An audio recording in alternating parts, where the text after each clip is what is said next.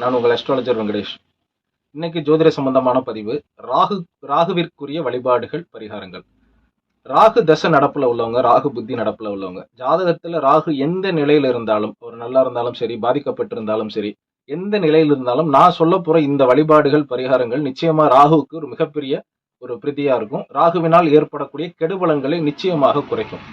இதை நான் வரிசையா சொல்லி வரேன். இதுல உங்களால எத்தனை விஷயங்கள் செய்ய முடியுமோ செய்யுங்க. கண்டிப்பா இது ராகு தசை நடப்பவர்களுக்கும் ராகு புத்தி நடப்பவர்களுக்கும் மிகப்பெரிய ஒரு பிரீதியா இருக்கும். முதல் விஷயம், புற்று வழிபாடு. ராகு தசை நடக்குது அப்படின்னா முதல்ல நீங்க செய்ய வேண்டியது புற்று வழிபாடு. புற்று ஆலயங்கள் எங்க இருந்தாலும் போய் வழிபாடு பண்ணுங்க. புற்று வழிபாடுகள்ல மஞ்சள் குங்குமம் சேர்த்துக்கிறது, அதற்குரிய புஷ்பங்கள், சரி, செவ்வரளி பூ சாத்தி வழிபாடு பண்றது, இந்த மாதிரியான அமைப்புகள்ல புற்று வழிபாடு நீங்க செய்யும் பொழுது நிச்சயமா ராகு தசையில கெடுபலன்கள் குறையும். அடுத்து, ராகுனாலே உக்கிரமான தெய்வங்கள், கோரை பற்களை உடைய தெய்வங்கள்.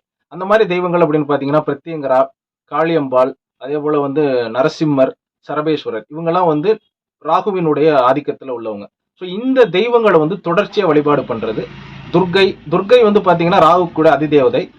துர்கை நான் சொன்ன இந்த தெய்வங்களை தொடர்ச்சியா ராகு தசை நடக்கும் பொழுது, அந்த ராகு காலத்துல ராகு எந்த வீட்டில் இருக்கிறாரோ அந்த கிழமைக்குரிய, அந்த அதிபதிக்குரிய கிழமைகளை போய் வழிபாடு பண்றது, எலும்பிச்சம்பழம் மாலை சாத்துறது, இதெல்லாம் ராகுக்கு ஒரு மிகப்பெரிய பிரதியா இருக்கும். ஸோ ராகு வழிபாட்டுல முக்கியமானது உக்கிரமான தெய்வங்களை வழிபாடு பண்ணுவது. அடுத்து பாத்தீங்கன்னா ராகுக்குரிய மிக முக்கிய பிரதியா சொல்ல போறது சிவனுக்கு பச்சை கற்பூரமும் பன்னீர் அபிஷேகமும் செய்யறது. பச்சை கற்பூரம் பன்னீர் அபிஷேகம் கலந்து சனிக்கிழமையில செய்யணும்.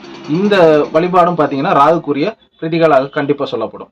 அடுத்து பாத்தீங்கன்னா உங்களுக்கு முதியோர்களுக்கு தானம் கொடுக்கறது, அன்னதானம் பண்றது, அதாவது போர்வை தானம் கொடுக்கறது, மாற்றுத்திறனாளிகளுக்கு செய்யறது, இதெல்லாம் பாத்தீங்கன்னா இந்த தான தர்ம அமைப்புகள்ல முதியவர்கள், மாற்றுத்திறனாளிகள், வேற்று மதத்தினருக்கு உதவி பண்றது, அவங்களுக்கு தானம் பண்றது, இதுவும் ராகுக்குரிய மிகப்பெரிய பிரதி.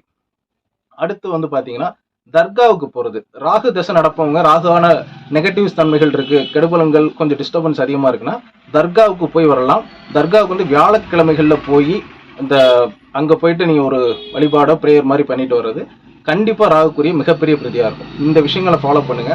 நிச்சயமா ராகு தசையில் நடக்கக்கூடிய கெடுபலன்கள் உறுதியாக குறையும். செஞ்சு பயன்பெறுங்க. நன்றி, வணக்கம்.